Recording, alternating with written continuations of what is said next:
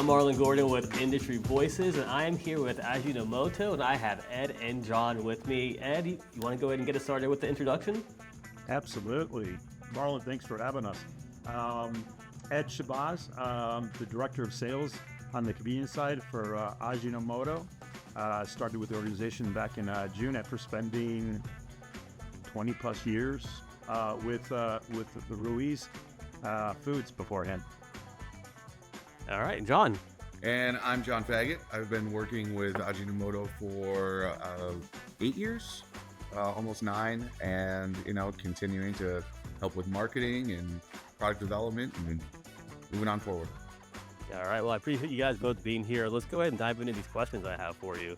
So before we even get to menu innovation, what are C-store retailers' biggest challenges and pain points right now? Marlon, I think the biggest theme here is just across the industry. There's pressure on traffic and also folks that are going into the stores and spending, their money, their hard-earned money. Right now, consumers are being really selective. Inflation's a major impact, as we all know, stretching everyone's budgets. And it's making every visit really more competitive. Layer on top of that, like the labor shortages that we see, rising labor cost, and retailers are just forced to run more efficiently, than ever we've seen before. So when you think about it, about innovations, operators are asking this question, which is, how do I simplify, stay consistent, and drive visits in a tougher environment? Yeah, I would agree. When it comes specifically to offering new prepared foods, what's holding retailers back from expanding their menus? Retailers can take a lot of risk, but shrink and waste are more expensive than ever. And of course, the labor complexity. If the product, requires, too many steps, Marlon, or just too much skill, it's difficult to, execute consistently, across the network. And so, John, I know you probably have some perspective as it relates to, the equipment and the space, because, you're very familiar with the restaurants, the QSRs and the fast casual. Maybe some comments. The space is always an issue. You're competing for space in refrigerators. You're looking at not wasting food. To keep your food costs as low as you possibly can, and the labor problem. Always looking for somebody that's skilled enough to do the job is a challenge, and what's really challenging is finding the products that kind of fit into that niche where you can deliver on flavor but still have a nice easy preparation method. And you're seeing convenience stores actually elevating their game. So we're getting culinary folks into the picture to adopt that business model. And the QSRs and fast casual restaurants are paying attention to the C-store segment. Yeah, they are. So let me ask you this. You mentioned labor challenges. Well, how do retailers offer new prepared items while still accounting for those labor challenges? I think that's where the value added is. Heat and serve products, kind of like what I was just talking about, which, we're well positioned. There's a lot of great manufacturers out there that are already doing stuff like that. Inflation, labor shortages, tighter population inflow are all pushing operators, and they're looking for smarter ways to innovate. Not necessarily more complicated ones, but again, fully cooked, frozen items allow those retailers to expand their menu without adding, prep, training time. Again, short cook times are important.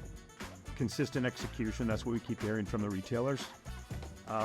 And you can't forget about strong margins. They're looking for strong margins, They're looking to start at, probably 60% as a gross margin because they know that there's going to be waste. And that's really the formula the retailers are prioritizing.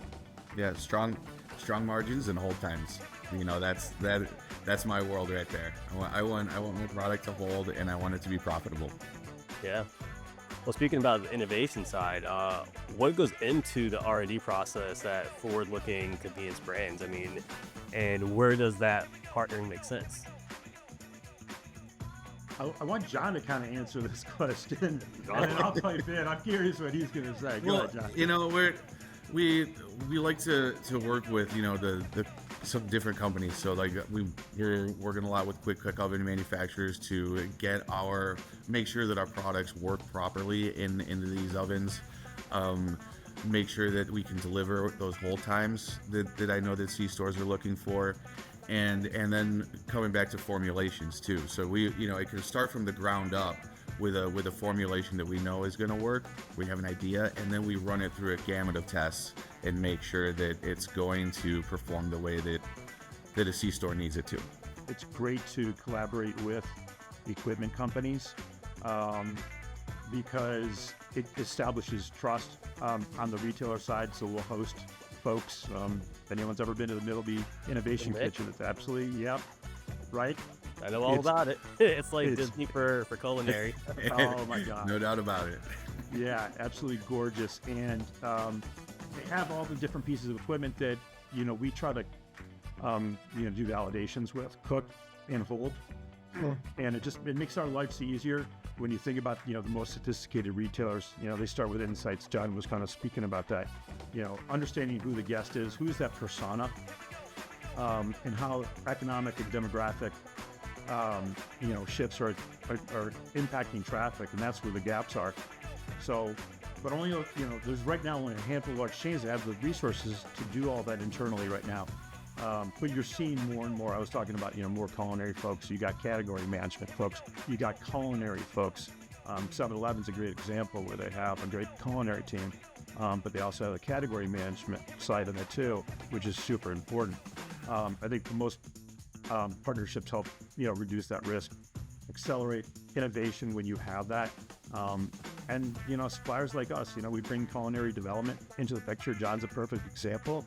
Along with the other chefs that are involved. They lend credibility to who we are and what we're doing, especially when we have conversations with retail partners, because we're looking at the consumer, research, category insights. It all comes back to that. So you have to consider all those elements when you're going to market. Yeah, you really do. And Ed and John, I want to thank you both so much for taking some time and hanging out with me today, answering these questions. You guys are incredibly insightful, and we love seeing what you guys are doing in the convenience space. Our pleasure. Great. Thanks for having us. No problem.